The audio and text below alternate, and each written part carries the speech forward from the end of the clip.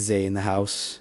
Welcome to the Nerdverse. Stop everything and take a deep breath because Jujutsu Kaisen is back. And it didn't come back to please, it didn't come back to comfort, and it definitely didn't come back to ease the weight of what came before. Jujutsu Kaisen returned to make one thing very clear. After Shibuya, nothing is safe anymore. If you thought that arc was the emotional rock bottom of the series, these first episodes of the new season send a very clear message. The pit was only the beginning.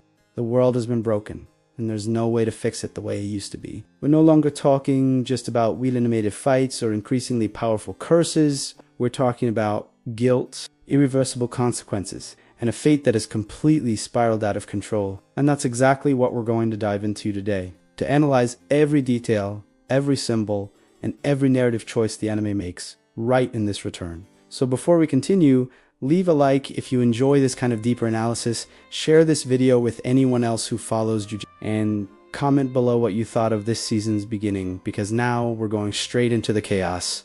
The season begins in an extremely symbolic way. No explosions, no major confrontations, no visual offense. The anime opens by showing Yuji Itadori living a solitary, silent, heavy routine, and that is devastating. Because this solitude isn't just physical, it's emotional and psychological. What we see is a character who survived the Shibuya Incident but didn't come out whole. He survived, but he was broken in the process. The scene of the bloodstained hands is one of the strongest moments of this opening. The focus on the smudged fingerprints, the almost obsessive act of washing his hands, says everything without a single line of dialogue. Yuji carries a guilt that rationally isn't his but emotionally. It's impossible to ignore. Thousands of people died while Sukuna used his body. Yuji saw everything, felt everything, and that left permanent scars. The anime makes it clear that even knowing it wasn't his choice, the weight is still there, crushing him. And right here, the direction establishes something fundamental for this new phase. The color red as a symbol of guilt. This detail is not random. It will return multiple times, and every time it does, the emotional impact is stronger. Jujutsu Kaisen understands that color also tells a story. Shortly after, we get the scene of curses chasing Itadori, and here there's a very important difference compared to the manga. In the manga, this moment is quick and direct. In the anime, it's extended, and that choice is excellent, because this chase isn't just literal, it's symbolic. The curses represent Shibuya, they represent the past, they represent everything Yuji can't leave behind. That giant curse with a red eye where its face should be immediately stands out. Many people compared it to Naruto's 10 Tails, and that might be a coincidence, but in Jujutsu Kaisen, almost nothing exists without intention. What matters most isn't the reference itself, but the pacing of the scene. The anime takes its time. It forces you to feel the weight of the moment in an era where everything needs to be fast, cut, and immediate. When a story allows you to breathe inside a scene, it's because there's a great deal of artistic care involved. And then the opening hits, and what an opening. No exaggeration, this opening is practically a moving art gallery. The music already carries a strong identity, but what truly impresses is the absurd amount of visual references. Classical painting, modern art, cinema, religious symbolism, mixed together in a chaotic yet extremely calculated way. And here, we return to an element that has followed Jujutsu Kaisen since the first season. Water and fish. Whenever Yuji appears in openings, water is present. At first it was the flooded train, then the fish representing duality. Now, once again Yuji submerged. This is not empty aesthetics. Even the meaning of the Culling Game's name carries the idea of interrupted migration of creatures forced to swim into an environment where they cannot survive. The players are called swimmers. In other words, everyone there is a fish out of water, vulnerable, exposed, trying to survive in a completely hostile territory. This symbolism has been built since the beginning of the anime and now finally comes to fruition. Among all the images in the opening, one of the most disturbing is Yuji as a baby with his dead mother. This scene is inspired by real early 20th century painting that portrays maternal death in a raw and uncomfortable way. In the anime, you can clearly see the scar on the mother's forehead, the same scar as Kenjaku's. This confirms something that had been hinted at for a long time. Kenjaku took over Yuji's mother's body, lived as her, and had a relationship with his father to give birth to the protagonist. It's bizarre. it's disturbing, and it's completely intentional. Jujutsu Kaisen has never been afraid to cross moral boundaries to build its narrative. This detail makes it clear that Yuji Itadori was not born by chance. He is part of an ancient, cruel plan far greater than himself. All of this unfolds in a Japan completely different from the one we knew before Shibuya. An unstable, dangerous Japan consumed by fear. The sealing of Satoru Gojo completely shifts the balance of power. Gojo wasn't just the strongest sorcerer, he was the pillar that held the entire Jujutsu world together.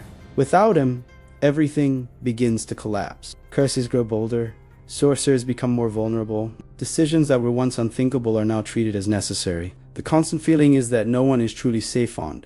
This insecurity starts to guide the entire narrative. In this context, Yuji stops being seen merely as a protagonist and becomes a threat. After the massacre caused by Sukuna in Shibuya, he turns into a walking risk. His intentions don't matter. His pain doesn't matter. The mere fact that Sukuna exists inside him makes Yuji disposable in the eyes of Jujutsu society. The decision to execute Yuji makes this crystal clear. The system prefers eliminating risks over trying to understand individuals. The Jujutsu hierarchy reveals itself as cold, conservative, and cruel. The system that was supposed to protect people proves willing to sacrifice anyone in the name of a false sense of control. It's within this context that Yuta Okatsu returns to the story, and his return is deeply symbolic. Yuta doesn't appear as a classic hero. He appears as someone who understands the weight of difficult decisions, someone willing to follow orders, even if that means killing Yuji. The confrontation between the two isn't just physical, it's profoundly symbolic. On one side, Yuji, an emotionally broken boy who no longer believes he deserves to be saved. On the other, Yutei, someone who has already experienced loss, who understands the price of power, and who now carries the responsibility of acting for the so-called greater good. This clash represents two opposing views of the Jujutsu world. One believes that some lives must be sacrificed to prevent a greater evil. The other insists that no one should carry this burden alone, and Jujutsu Kaisen is smart enough not to offer easy answers. The story doesn't tell us who is right or wrong, it only shows the consequences. This is also reflected in how the narrative begins to use silence. Not everything is explained, not everything is said. Many emotions are conveyed through glances, pauses, and framing. There's a constant tension in the air, as if something terrible could happen at any moment, and that feeling never fully goes away. Another crucial point is that curses are no longer the only problem. Jujutsu society itself becomes an antagonist. Traditional clans, conservative leaders, and outdated structures clash with a world that changed too quickly. The Zenin clan is the clearest example of this. With Neobato's death, old agreements cease to exist.